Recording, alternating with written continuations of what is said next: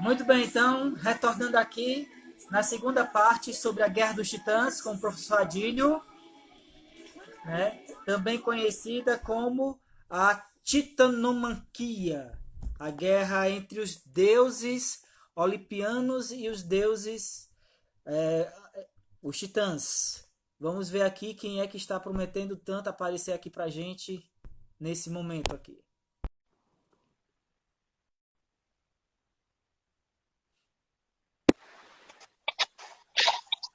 Estamos de volta.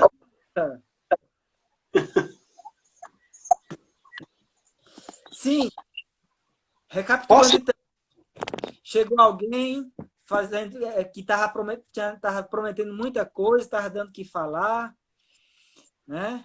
Agora, Adílio, um detalhe, eu não sei se você vai mencionar, mas eu estava pensando aqui comigo, né? Quando você falou sobre a questão de, nas telas, nas artes, Cronos ou Saturno, né?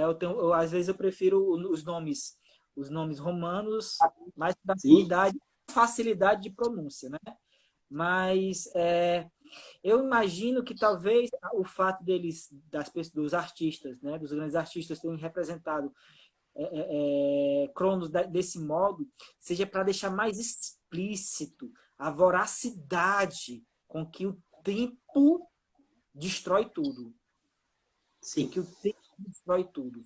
Né? Eu imagino que seja uma forma de deixar isso bem explícito. Daí alguns quadros, né? Naquele dia que a gente estava conversando sobre a ideia da live, teve alguns que a palavra que me veio à cabeça quando eu vi era medonho.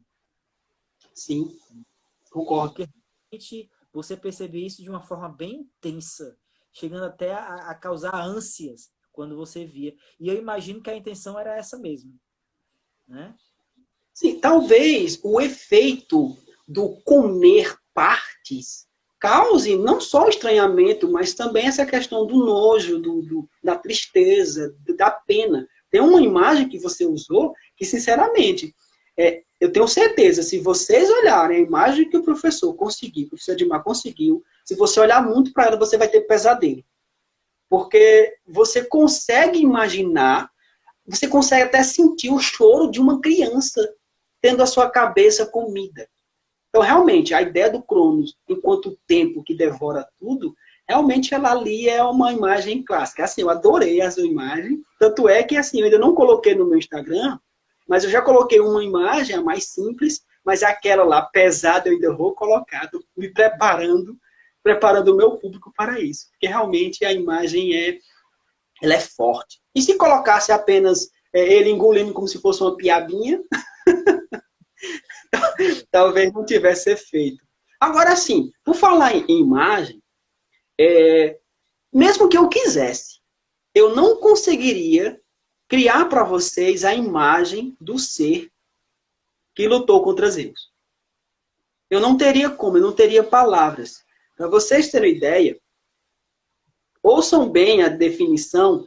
Tem um dicionário aqui, o dicionário da mitologia, do Cury, Dicionário de Mitologia Grega e Romana, de 2009, é da Zahar. Ele faz aqui uma definição desse Deus, que é assim, gente, sinceramente, eu tentei ler umas 3 vezes, tentando não ter medo dele. Mas sério, você tem medo dele. Então, ó, vejam só para que vocês vejam. O nome dele é Tifon. Tifon. Ou em grego fica Tifon. Tifon. Só isso. Você pode encontrar, inclusive, uma versão com Tifoeu. Pode até encontrar. Vejam só o que ele diz aqui. Um monstro terrível, filho mais novo de Gaia, a Terra, e do Tártaro. Acaluniada com a derrota dos gigantes, Gaia foi queixar-se a Hera, caluniando Zeus. Hera pediu vingança a Cronos, e este entregou-lhes 2 ovos recobertos por seu sêmen. A deusa enterrou os ovos, e dele saiu Tifon, vejam bem, cuja força bastava para destronar o próprio Zeus. Tifon era um ser híbrido, meio homem, meio monstro, a criatura mais alta e forte da terra, a tal ponto que sua cabeça alcançava as estrelas. Quando ele abria os braços, suas mãos, que eram, em vez de dedos, tinham 100 cabeças de dragões, tocavam simultaneamente o Oriente e o Ocidente. Eu fico imaginando Zeus lutar contra um ser desse, e detalhe, a luta de Zeus contra Tífon foi sozinho. Aí você se pergunta, então Zeus, por ser o deus do trovão, aquele deus supremo, deus dos homens, dos imortais, então ele ganhou. Não, gente. A luta dele foi tão grande, foi tão difícil, que ele quase perdeu. Aqui, na Teogonia, é colocado justamente essa cena da luta entre os dois. E essa luta, gente, pode ter certeza, não é uma luta fácil. A luta é tão difícil que quando Zeus está em um certo momento da batalha, ele chega próximo a morrer. Ele chega à beira da morte. Porque o Titã, Tífon, consegue arrancar todos os tendões de Zeus. Vocês têm noção o que é um Deus tão forte que conseguiu arrancar os tendões dos braços, das pernas, de todo o corpo de Zeus? Zeus fica à beira da morte. E além disso, não fique achando que a vida de Zeus foi boa, não, porque além dele estar todo dolorido, todo sofrido, ele ainda vai ser observado de perto por uma mulher que ela é metade animal, que fica com os olhos em cima dele durante todo o tempo. Ele não se mexer. Mas, como acontece muito na mitologia, ele teve a oportunidade, a ajuda de outros deuses que foram lá e levaram e conseguiram roubar os tendões de Zeus, foram lá e entregaram aos Zeus seus tendões. E ele reconectou dentro da sua pele os tendões e teve sua força revigorada. Mas, gente, tem uma coisa que vocês precisam saber. A titanomaquia, ela não teria fim e muito menos uma vitória dos olimpianos, dos deuses do Olimpo. Porque, na verdade, os titãs, eles eram muito fortes. Muito fortes. Para vocês terem ideia, os titãs, tem aqui uma descrição, em um momento aqui do dicionário, que é colocado os titãs como seres tão grandiosos, tão fortes. Inclusive, tem um momento da titanomaquia que gigantes entram na história. E esses gigantes, a gigantomaquia, essa briga de deuses, não é uma... Gente, a Terra tremeu. Para vocês terem ideia, a Terra tremeu tanto que os mares se encontravam, os oceanos borbulhavam, as estrelas caíam. Gente, não foi uma coisinha de 1 mês, 2 meses. A titanomaquia durou 1 década. Foram 10 anos de luta, de batalha de deuses. Aí você pergunta, e os humanos? Estavam onde nessa bagaceira toda? Estavam morrendo. Não estava escapando ninguém. Os homens de ouro morreram. Os homens de prata morreram. Os homens de bronze morreram. E depois, Zeus ainda vai ter que criar os homens de ferro, que somos nós. Então, você é uma pessoa de ferro. Então, quando alguém disser que você tem um coração de ferro, não ache ruim, não. É porque você é uma criação de Zeus. Tá bom? Então, essa batalha não tinha fim. Depois de 10 anos, parecia a Odisseia. Depois de 10 anos, Zeus teve que enfrentar essa batalha com Tífon e quase perder. Mas, obviamente, quando ele recuperou suas forças, gente, Zeus não saiu com gosto de sangue na boca, não. Ele estava mastigando trovões e raios. Gente, ele explodiu o local aonde Tífon estava com tanta força que afundou o deus o Titã debaixo do chão, ele pegou uma montanha gigantesca e colocou em cima dele. E esse local o Monte Etna, o vulcão. Quando o vulcão começa a sair lavas, isso é o que se dizia na mitologia, isso era o Deus que está lá embaixo engasgado. Aquilo ali é vômito. O vômito do Deus sai aquele monte de, sabe, de lava. E aí você diz assim, então, nessa batalha Zeus vai perder. Porque os titãs são muito fortes, depois de 10 anos, os deuses olimpianos, eles não têm mais condições de lutar. Zeus sabia que ia morrer. Ele sabia que não tinha mais para onde ir. E aí Zeus teve uma ideia, a partir de um murmúrio no seu ouvido, de tirar do Tártaro 3 seres. Eu vou ali buscar ajuda. Eu não sei quem que eu vou buscar. Ele vai em busca. Temos aqui os nomes. Eu até destaquei aqui. Ó. O nome é Coto, Giges, ou Gigas, de gigante, e Briareu. Gente, eu fui ler sobre esses seres, sabe, que estavam lá. Gente, sendo muito sincero, eu não tenho como descrever para vocês esses 3 seres. Eles eram enormes. 50 cabeças, 100 braços. Coloca aí na internet. Hecatônqueros. Olha o nome, Hecatônqueros. Até o nome causa pavor. Gente, quando esses 3 irmãos saíram de dentro do Tártaro, eles não contaram a conversa, não. 100 braços. Tente imaginar 3 seres com 100 braços pegando pedra para jogar nos titãs. Gente, de uma tacada só, eram 300 pedras. 300. Então, eram 300 repetidamente. 300. Gente, os titãs não aguentaram, não. Sabe? Foram 3 seres que deram a Zeus a oportunidade, a vitória.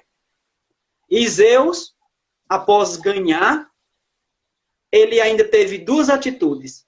A primeira delas foi lançar um raio enorme em cima de Crono, aprisionar Crono no Tártaro, e pegou todos os titãs. Escapou um. Pegou tudinho, aprisionou. Lembrem, gente, o Tártaro não é o Hades. O Hades é uma sala de estar. É o submundo, é a mansão dos mortos, é a morada dos mortos. Mas pode ter certeza, o Tártaro fica embaixo. É muito pior. É uma prisão. É uma prisão que Hefesto fez muito bem, não tem quem sai de lá. Então, quando ele lança todos os titãs lá e Cronos, que ele fecha, ele diz assim, eu tenho uma ideia. Já que agora não tem mais Crono, então eu serei o dono do poder. Porque ele não foi injusto. Crono foi injusto com seu pai. Mas Zeus não foi injusto. Zeus foi o homem Deus que assumiu a justiça, a balança da justiça. E tanto é que ele fez o seguinte, os hecatônqueros, ele pediu, ou exigiu, que eles ficassem guardando os portões do Tártaro. Fica aí, quem sai der pedrada, tá que pau, não tenha pena não. E ele chamou todos os deuses do Olimpo e disse, cada um de vocês terá uma tarefa, um dever, mas também receberá a sua recompensa. Ele dividiu para cada deus do Olimpo uma tarefa e um plano. Então, Zeus ele foi justo porque ele beneficiou a todos que estavam a favor dele. Agora, Atlantis pagou com a eternidade segurando aquilo. A gente sabe que na história o Prometeu também fez coisa errada, pagou caro por isso. Então, todos aqueles que foram contra Zeus em qualquer momento, pagaram. Aí você diz assim, então Zeus destruiu os titãs? Não. São deuses imortais, então os titãs não podem ser mortos, mas eles podem ser aprisionados pelo resto da eternidade. Aí você diz assim, então os titãs estão presos no Tártaro? Sim. Se você for politeísta e você acredita nisso, então eles estão lá e Zeus ainda está no Monte Olimpo, juntamente com todas as outras divindades, e continua casado com sua irmã. Então, essa é a titanomaquia, essa batalha gigantesca pelo poder, em que Zeus sai o vencedor. Então, era isso que eu queria contar para vocês. Espero que vocês fiquem com vontade e vão ler a Teogonia. Não vai ler resumo na internet e assistir vídeo, não. Vai ler o livro. Adílio, uma coisa Sim. interessante, né? Um amigo, quando comentou, quando eu fiz a divulgação da live, ele comentou comigo, você vai falar do Percy Jackson também? Quem sabe? Por que não? Né? Eu confesso aqui que eu estou numa vibe de ler a coleção, sabe? Porque eu acredito, fazendo um breve parênteses aqui, Adílio, que a gente precisa divulgar a leitura e o conhecimento dentro dos jovens, da juventude e tudo. Então, a literatura infanto-juvenil ela é muito importante, né? E ela, geralmente, ela procura ter uma linguagem bem mais acessível, bem mais simples para aqueles que estão lendo.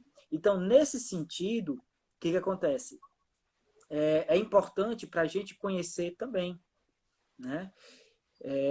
Até como uma ferramenta de estudo, né? Uma ferramenta de sala de aula, tudo mais. Mas o ponto que eu quero chegar é que sim, Plínio, se você estiver nos ouvindo, eu vou falar do Percy Jackson aqui também. Eu posso aqui abrir só um parêntese. Eu estou vendo aqui o comentário da Isla.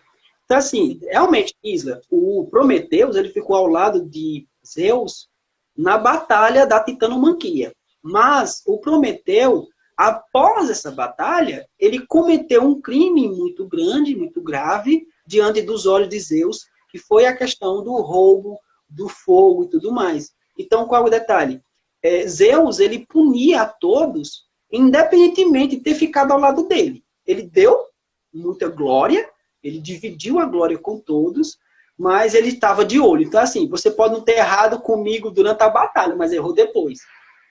E se errar depois com Zeus, não tinha piedade, não. O Prometeu foi o quê? Ficou acorrentado e vinha um abutre, né? Vinha uma ave carniceira.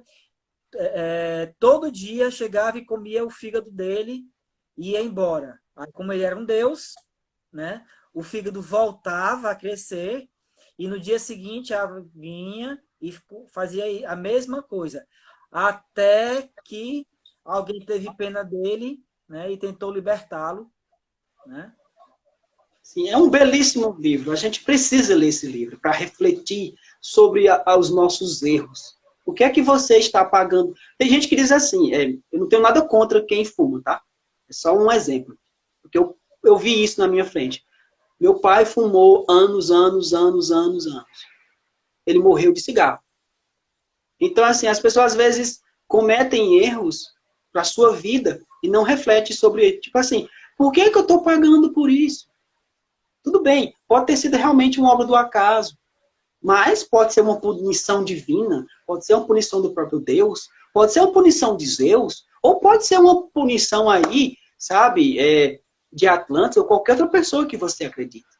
Então, a gente às vezes não para pensar nos efeitos das nossas ações. A gente não para pensar. Eu gosto muito desses filmes, por exemplo, o Percy Jackson, eu assisti. Assim, é muito bonito, é muito legal. Algumas vezes, esses filmes, por exemplo, como esses 3 que eu mostrei, eu vou só mostrar novamente para quem não viu. Fúria de Titãs 1 e 2. Esse aqui é o 2, esse aqui é o 1. Opa! Ajeitar aqui. Fúria de Titã 1 e o outro é Imortais. Eles são bons, eles fazem a gente pensar bastante sobre a mitologia antiga, mas o problema é que, às vezes, eles criam uma situação de conflito de narração, narratológico mesmo. Porque você tem aqui personagens, deuses, que morrem. Então, inclusive, em um do Fúria de Titãs, você vê os Zeus morrendo. Isso é muito estranho. Um deus imortal morrer. ele é imortal ou não é? É como se a gente pensasse. Eu lembro que eu estava falando com o Lívio outro dia, ele estava falando sobre essa questão. Por exemplo, Deus está morto ou Deus está vivo? Então, é uma questão muito complexa de se refletir. Muitas vezes a gente encontra na internet muitas afirmações, muitas questões, inclusive repassadas em filmes, que elas não condizem muito bem com a verdade, não a verdade histórica, mas a verdade da narração.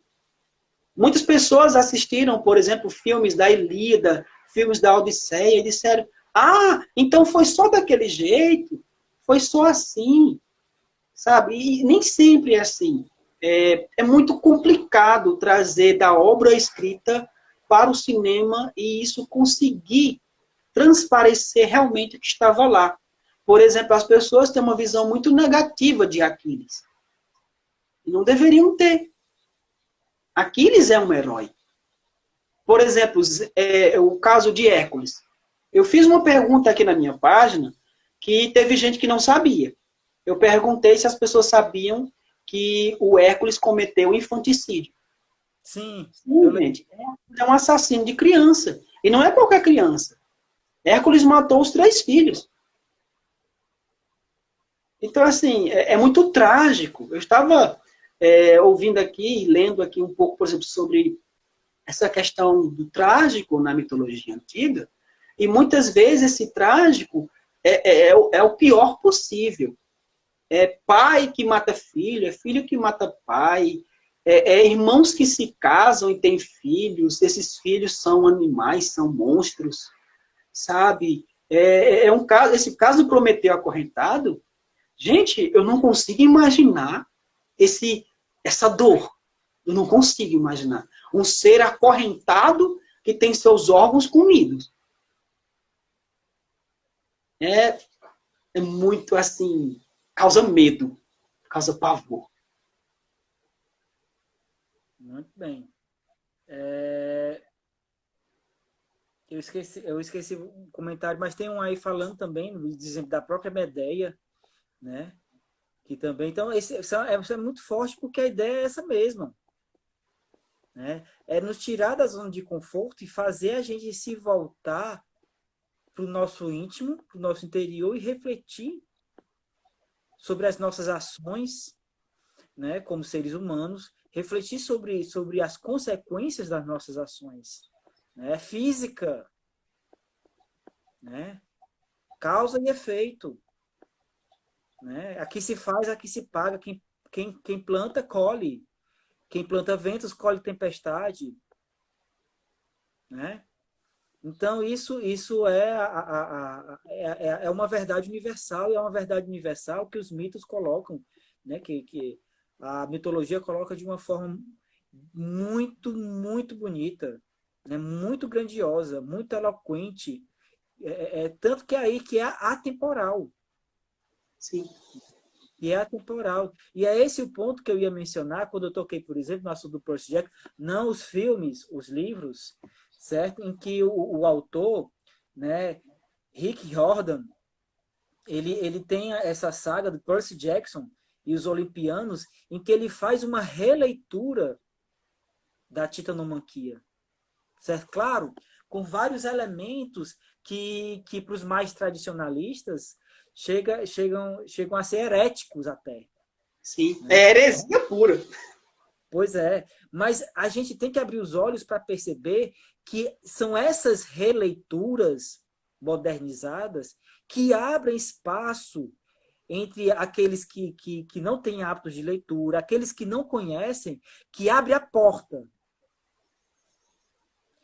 para o mundo que vem logo em seguida. Né? Eu sempre digo, eu não sou contra, a gente vai ter uma live sobre tradução audiovisual, né, que vai mencionar sobre essas questões de tirar do livro para levar para a tela. Tá? Eu Muito não sou, massa. em hipótese alguma, né, os filmes que são baseados em obras. Muito pelo contrário.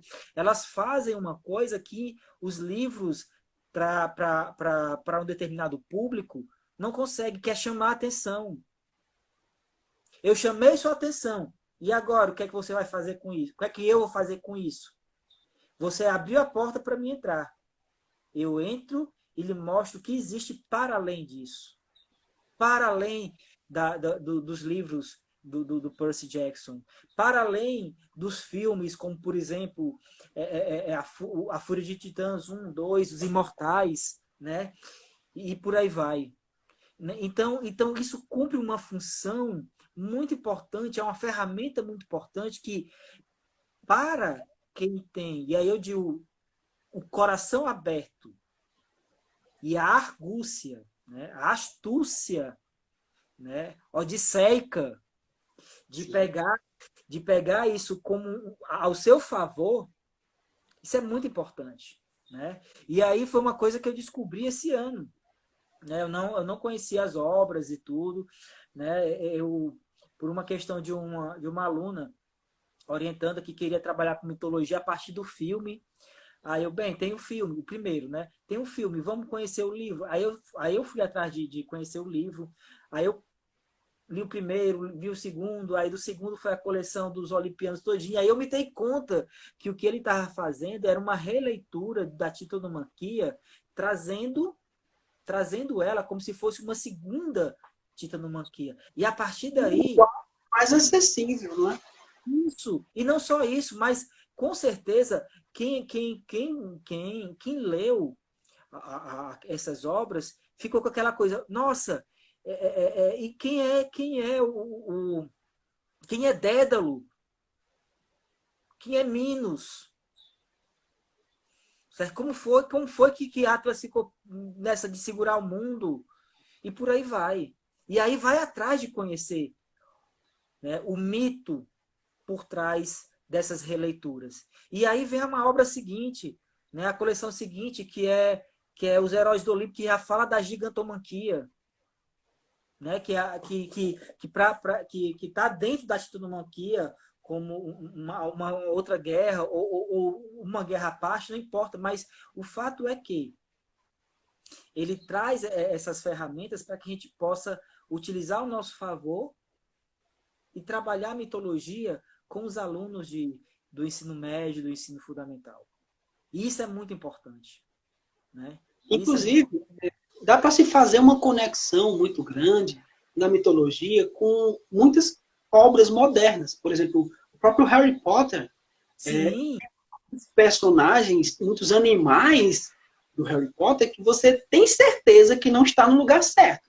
Mas é muito gostoso saber que ele está lá. E aí, quando você vai para a literatura greco-latina, que você lê, você diz assim, poxa, esse personagem aqui parece muito com aquele personagem do Harry Potter, parece muito com outro, então você pode. Eu acho que isso é muito salutar.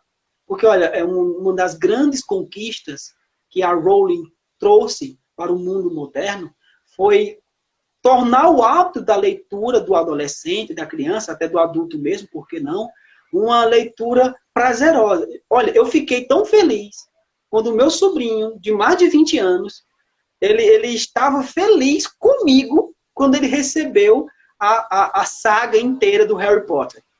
Então, assim, eu vi nos olhos dele. A minha sobrinha, essa semana, ela conseguiu aqui os 3 Senhor dos Anéis, e ela fez um pedido aqui de mais 3 livros do Tolkien. Então, assim, ela já, acho que ela vai no 7º livro.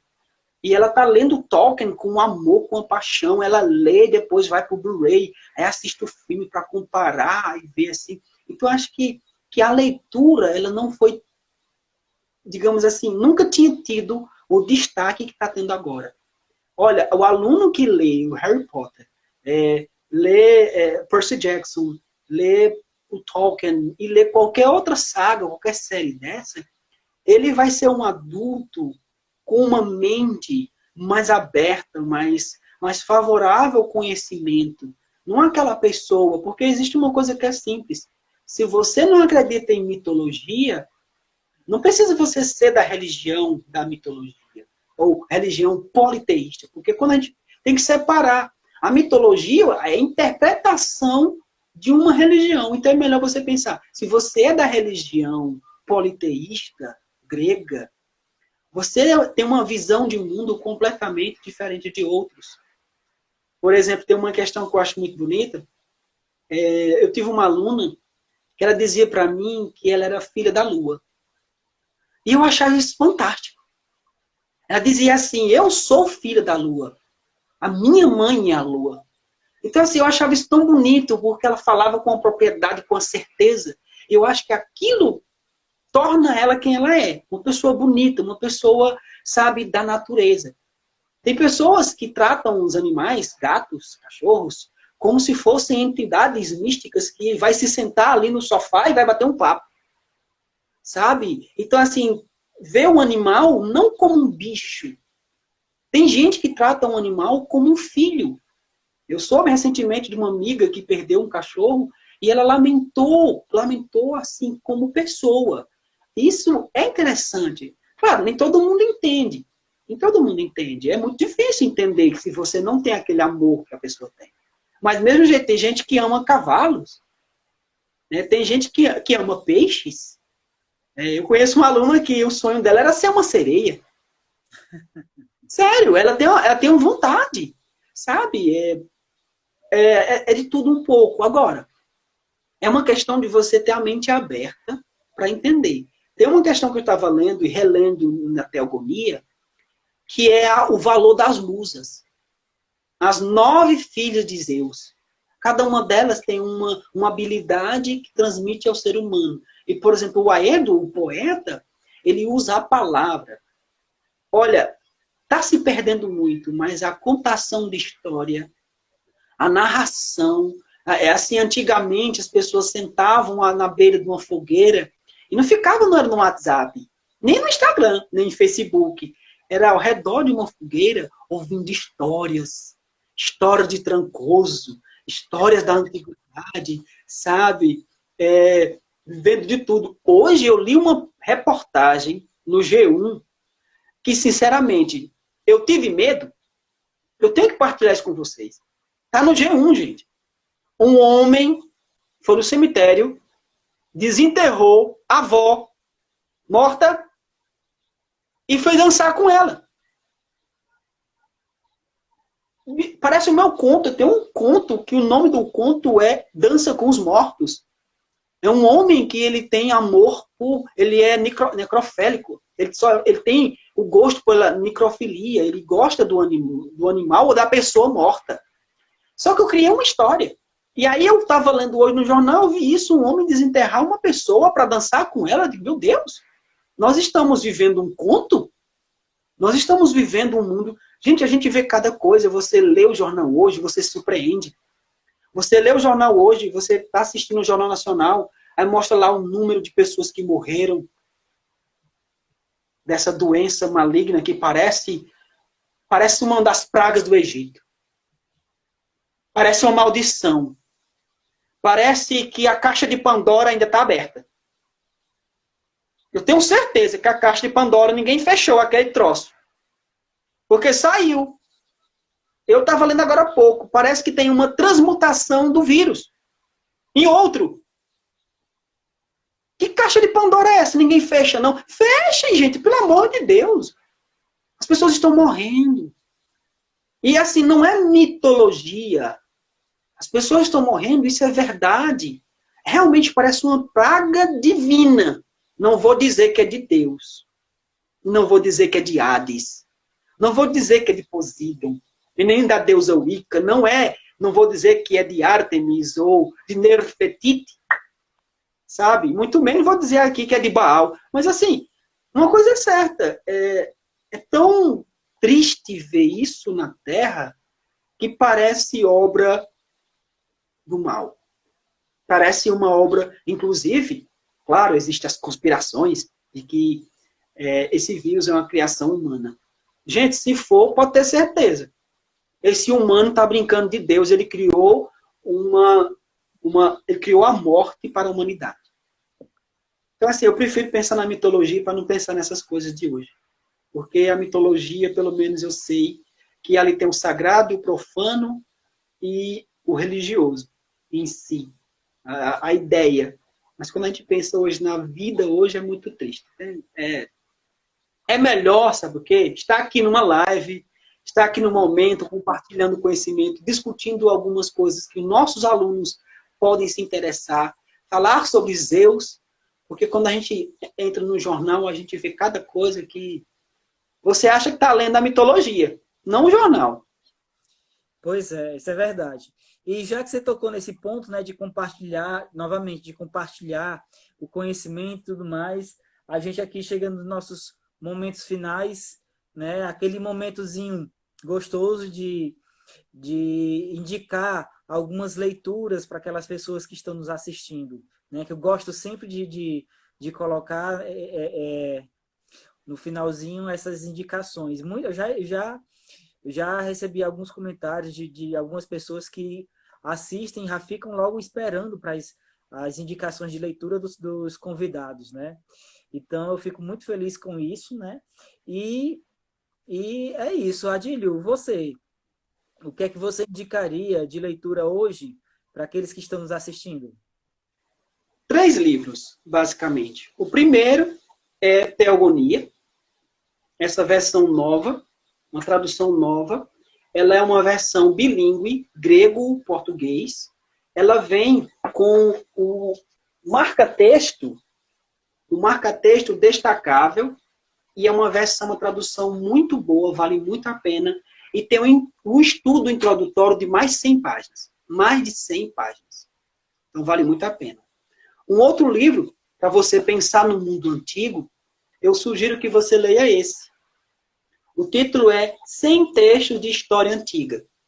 É uma versão muito boa, uma versão recente, é do Jaime Pinsky, e nele você encontra muita coisa a partir de temas. Por exemplo, você vem aqui, ó, escravismo e justiça social, guerras de conquista, mitos, hinos, governantes, mudanças políticas, tudo da antiguidade. Então aqui você tem Hesíodo, você tem Homero, você tem Cícero, você tem César, são trechos traduzidos de vários povos, de várias nações, com um breve resuminho. É apenas um pouco sobre cada coisa. Então, vale muito a pena. E um outro, inclusive, eu já deixei aqui na minha página, se alguém quiser, depois ver a referência, é esse aqui.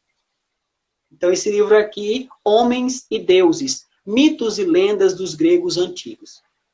Então, essa versão é muito boa, a versão da editora Martins Fontes, e nele você encontra, o texto é do Rex Warner, é uma tradução da Cecília Camargo, e é um texto muito interessante, que ele reconta vários mitos da antiguidade, por exemplo, aqui, Píramo e Tisbe, Queres e Proserpina, temos aqui o Jasão, Eco e Narciso, e aqui tem muitos pontos, por exemplo, aqui muito interessante, a história de Teseu, para quem gosta, é muito bom conhecer a história de Teseu, por exemplo, aquela questão lá da Medeia, é muito bonito. Também a Medusa, a Medeia e Medusa são duas obras assim que você fica, sabe, pensando, poxa, que coisa, que negócio louco, sabe?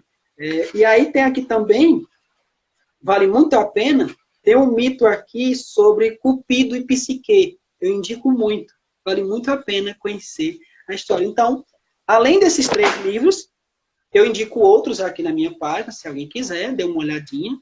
Geralmente eu coloco onde você pode adquirir. E, por último, esse aqui é só um adendo, um plus, que é um livrinho em PDF que está na internet, é de graça. Basta você colocar Introdução aos Estudos Clássicos, do saudoso e maravilhoso professor Milton Marques Júnior. É um livro que está em PDF, está colocado, hospedado na página da UFPB, Letras Clássicas. Eu deixei aqui a referência, inclusive eu fiz um breve comentário. É uma introdução aos estudos clássicos. Vale muito a pena, porque você vai perceber que você pode estudar literatura, mitologia, língua grega, língua latina, e você se deliciar com esse conhecimento da antiguidade. Então, eu indico demais esse texto. É um livro fácil de ser lido, é para aluno iniciante mesmo, aluno de primeiro semestre. Vale muito a pena. E é isso. Muito bem. Eu vou dar algumas sugestões, né? A primeira delas que eu gostaria de mencionar é uma linguagem bem simples, é uma leitura bem simples, é uma obra da... Pronto. As 100 melhores histórias de mitologia. Né? Tem várias histórias de uma linguagem bem simples, bem acessível, né? E o interessante, certo? Que me chamou a atenção dessa obra aqui é que ela usa os nomes, as expressões romanas, né? Não as gregas. Então, nós temos a história de Saturno contra Júpiter, né? O Minerva, como Minerva nasceu, o Vulcano, e por aí vai. Eu acho muito interessante. O que me chamou a atenção foi isso, porque geralmente nós temos são a partir dos nomes gregos, né? E o outro livro que eu vou indicar hoje é esse aqui, né? De Luc Ferry, A Sabedoria dos Mitos Gregos, né? Em que ele vai tratar da mitologia, de alguns elementos mitológicos, né, dentro dos seus aspectos filosóficos, ontológicos, e que é muito interessante mesmo. Eu também vou depois colocar a imagem desses dois livros no perfil, para quem quiser ver mais detalhes. Então é isso. Adílio, palavras finais, para quem está nos ouvindo. Bem, a minha sugestão e palavra final é de que vocês façam leituras sobre a antiguidade, porque refletindo sobre o passado, você entende muito do presente. A titamanquia, ela fala muito sobre a busca pelo poder, o desejo pelo poder.